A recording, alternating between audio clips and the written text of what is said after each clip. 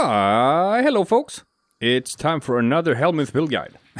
and today we're going to be looking at Baruch, the old desert wind. Yeah, so Baruch is super cool. Baruch is probably one of the least used Warframes around, but that's because he's kind of hard to farm for. He's up there with Hildryn, in that you have to first max out the Solaris United Syndicate to gain access to the next syndicate, the Vox Solaris, which is where you farm for him. So it takes quite a long time before you're even able to farm for him. But is he worth it? Hell yes he is. Hell yes he is. To explain Baruch, like just in the most simple manner possible, think of him as Excalibur, but he's better than Excalibur at everything that Excalibur does. It's basically it. He's also one great for like buffing teammates and helping them out and stuff, and just, you know, shredding people, because he's a super tank. He basically can't die. He does insane amounts of damage with his exalted weapon, and he just, you know, helps his teammates also basically become invincible. So we're gonna go through his kit and explain, you know, a bit about the abilities and stuff.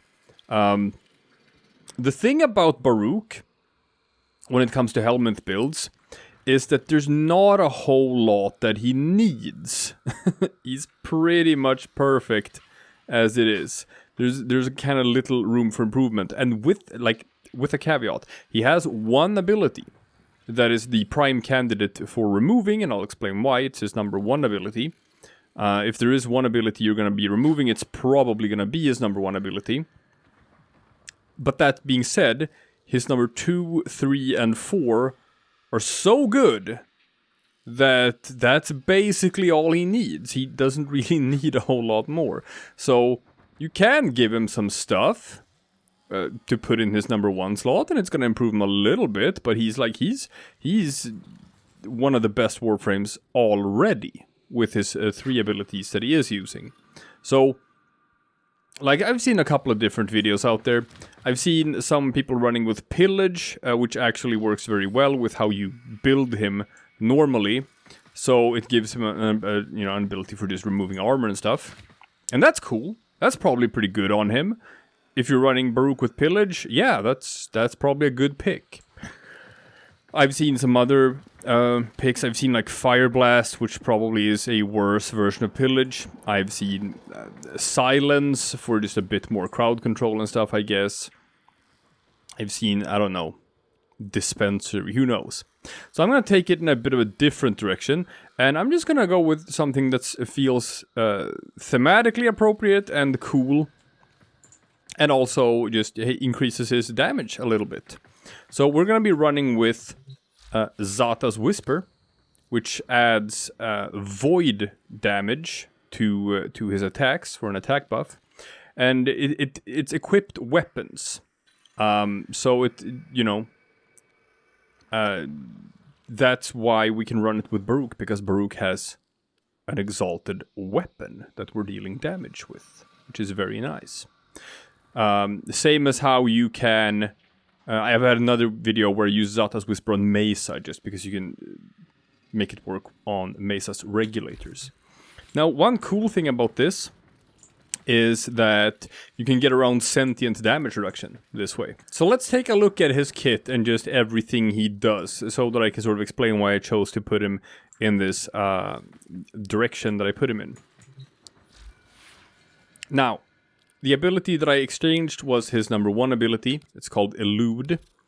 Elude works a bit like Limbo, and sort of being in the Rift, in that, like, you know, you can't interact with enemies, but they can't interact with you either. It is a ability that lets you avoid all incoming projectiles, like not melee attacks, but projectiles, like guns and stuff. But it only works so long as you are not attacking. So you're just standing there and watching them shoot at you, you're not doing anything, and none of their attacks are hitting. That's basically what it does. So then the question is like, well, why would you use an ability like that? And I'll show you why. Let's pull up the old corrupted heavy gunners, like always. Boom. Yeah. So, if I just activate my Elude, like this, as you can see, I'm dodging everything. None of these attacks are hitting. And this scales with range, so at 200% range, this dog dodges all projectiles in a 360 arc around me. But if you look at the bottom right corner, I have a gauge called my Restraint meter, and that is draining down when they're shooting at me. And that's kind of what you want to do, because that is how you use your exalted weapon. You have to empty this bar that's called Restraint. So when all your Restraint is gone, then you can activate your big punch hands, and then you can start, punching the enemies. That's how that works. And then you can just go back to being restrained, they shoot at you, and that way you can just build your restraint meter back up. That's kinda how, like, the ability is meant to work.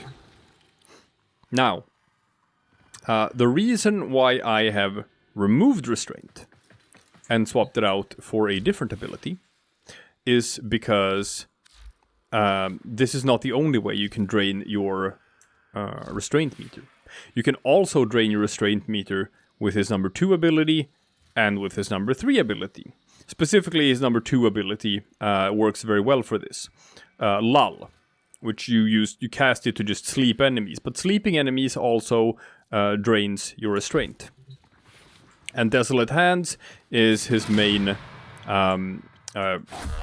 defensive ability. This one, get these daggers around you that give you damage reduction, and they fire off and disarm enemies, which is also, great for just negating damage. So,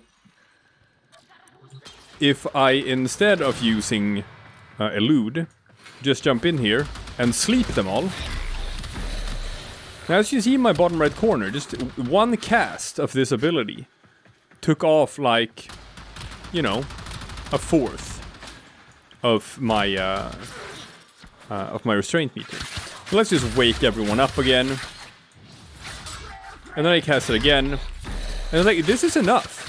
This will drain your restraint fast enough to where you don't actually need to use Elude. So this whole back and forth where you're just standing there looking at enemies and you're not hurting them, but they're not hurting you either, and all of that stuff kind of just takes time and just is a bit of a waste. So since there are other ways of draining his restraint, we don't need that ability. And that's mostly what the number 2 is used for. Yeah, you're sleeping enemies, but then you're attacking them right away, so they wake up again. So you basically just want to get inside a big clump of enemies, cast your number 2, and that drains away restraint. So that you can turn on your exalted weapon, your number 4. His number 3 ability, these daggers that spin around you. Each dagger gives 10% damage reduction. It caps at 9. Which means that if you have a lot of power strength like I do, and we have these 24 daggers, that means only 9 of them are giving me damage reduction. So I can fire off daggers at enemies and disarm them, and that's fine. I'm still gonna have my 90% damage reduction. It's only when I get below 9 daggers that it becomes 80% damage reduction, 70% damage reduction, or whatnot.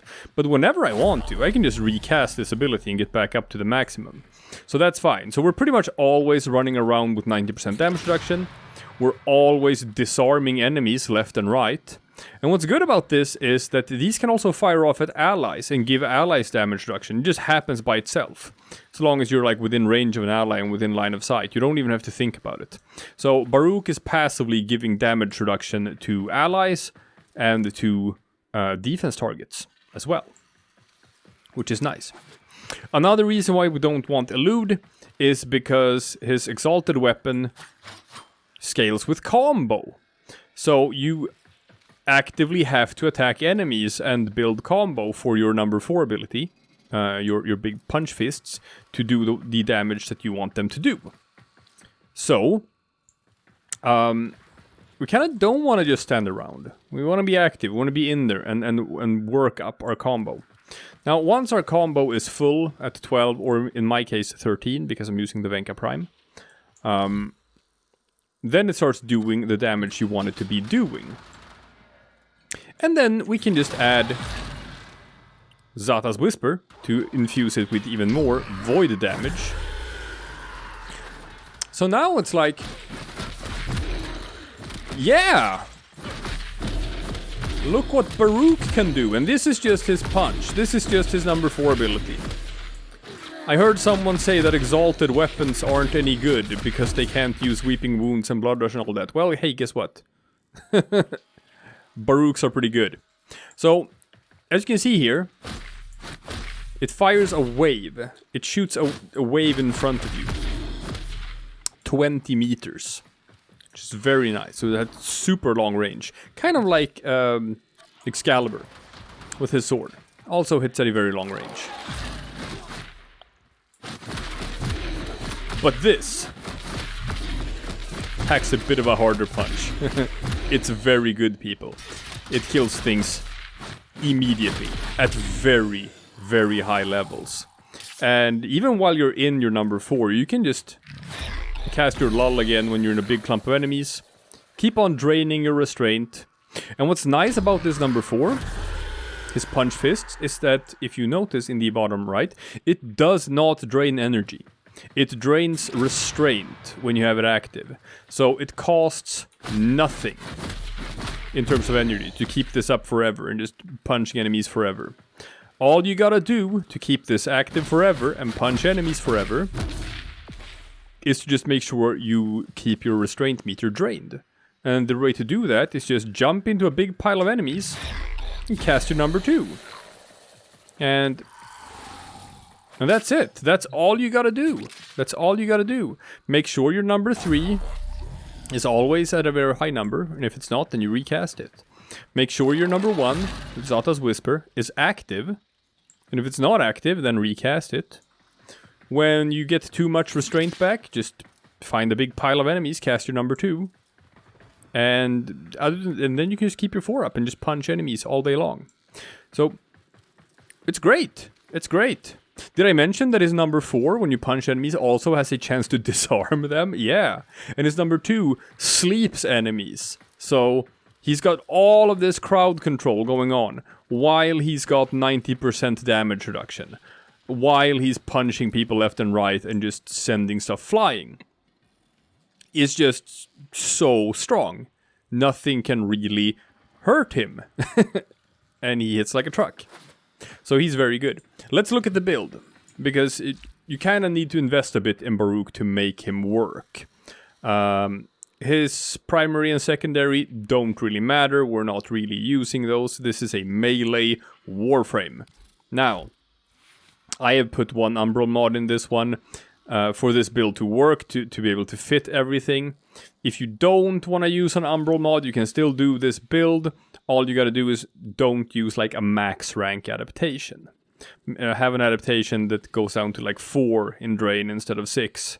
And then you'll be exactly at the point where you can slot in 2 Umbral mods without having to use an Umbra Forma. Normally, when you see Baruch builds, they look like this. They have like 13% duration, because his number 2, 3, and 4, they don't really need duration.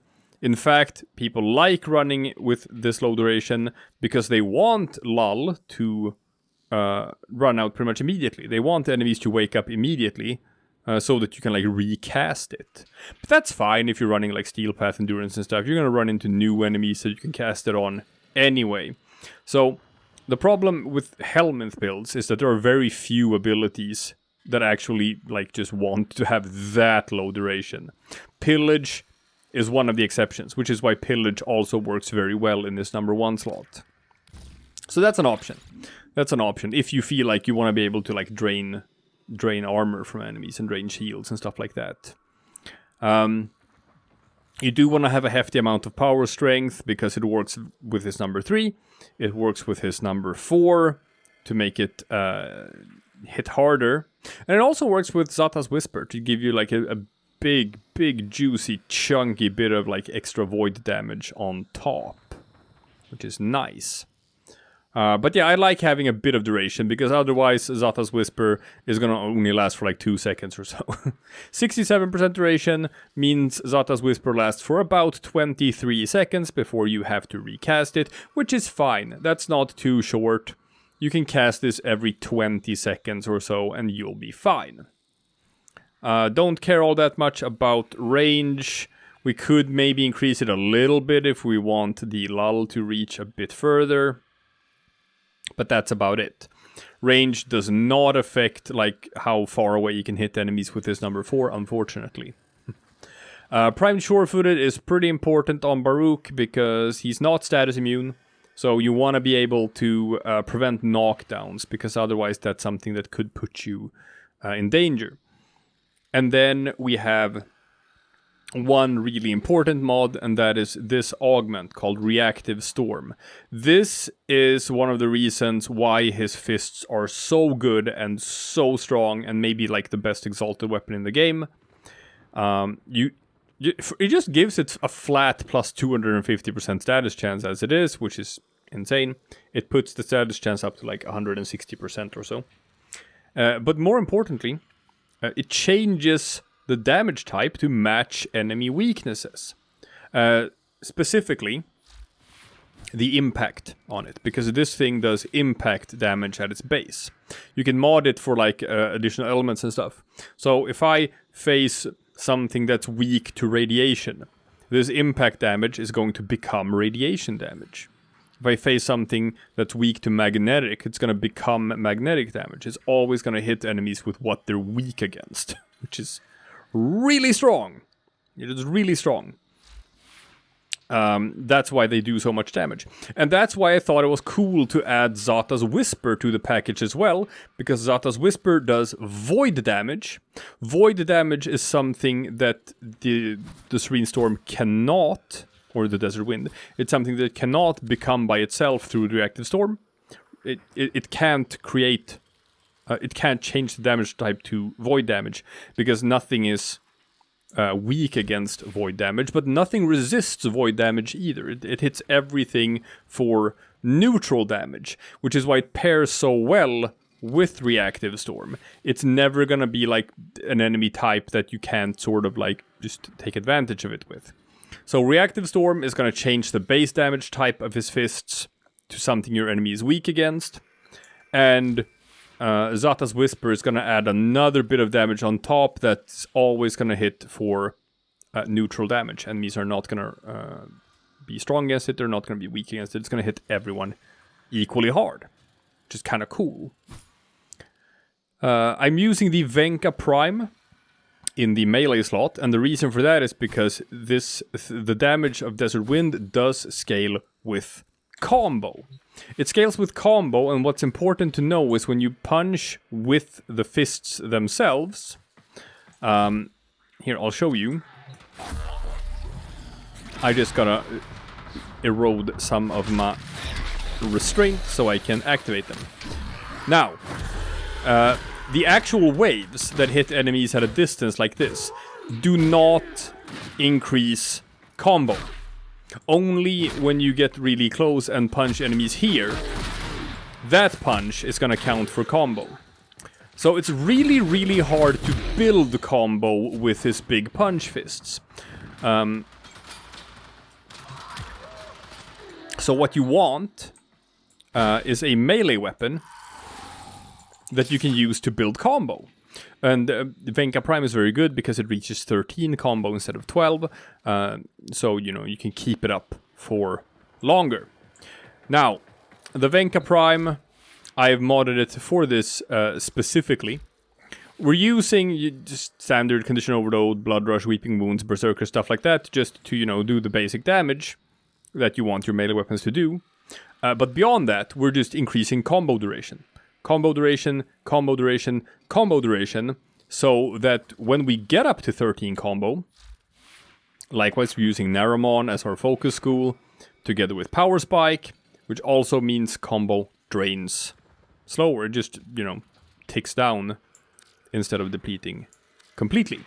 So what that means is that once I get up to 13 combo with my claws, I can just switch I can just switch over to my number 4 ability, my big punch fists, and it's gonna stay at 11, 12, 13 combo basically forever. And that's how long it takes for me to get up to 13 combo with my claws.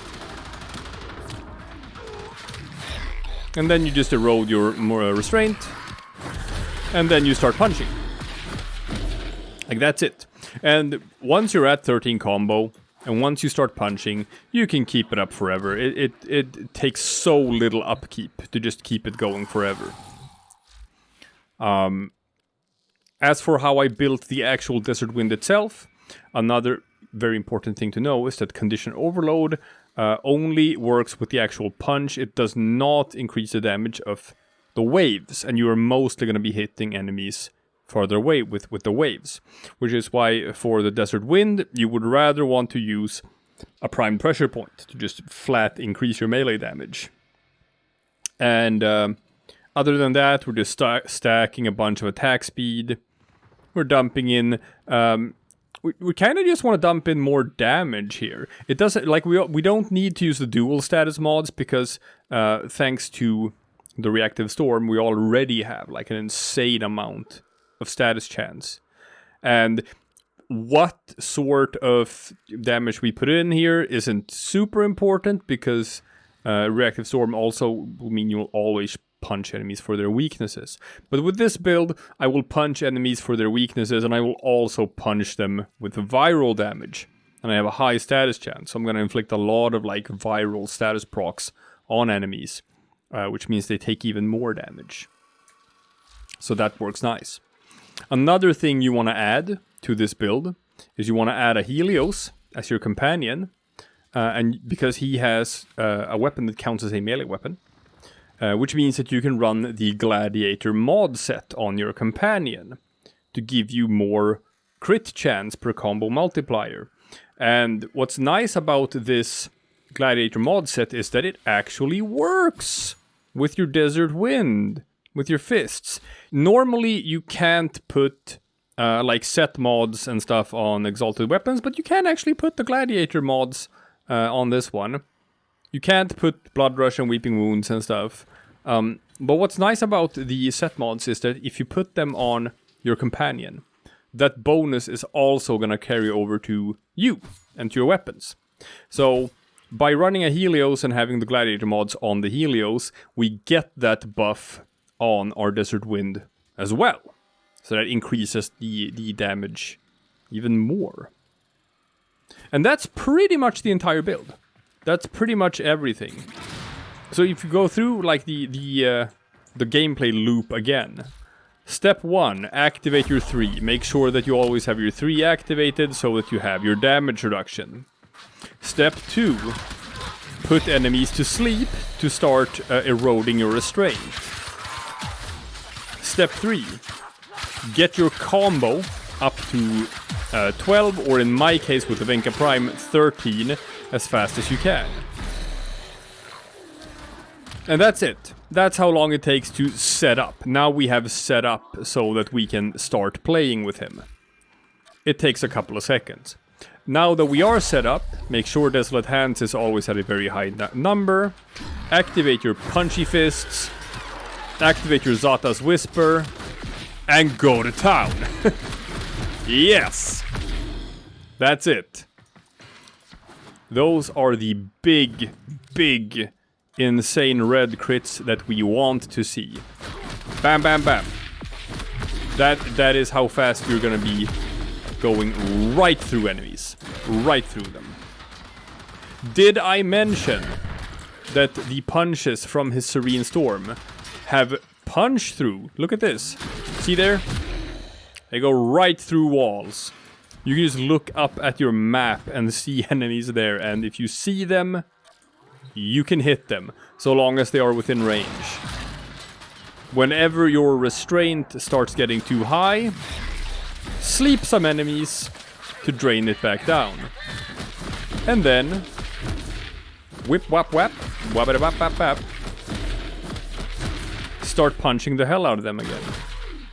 Whenever you feel like your combo might be running a bit low, deactivate it for a couple of seconds, do some swings with your Venka to get your combo back up to maximum. And go back up to your punch fists. And then you just keep on smacking people around.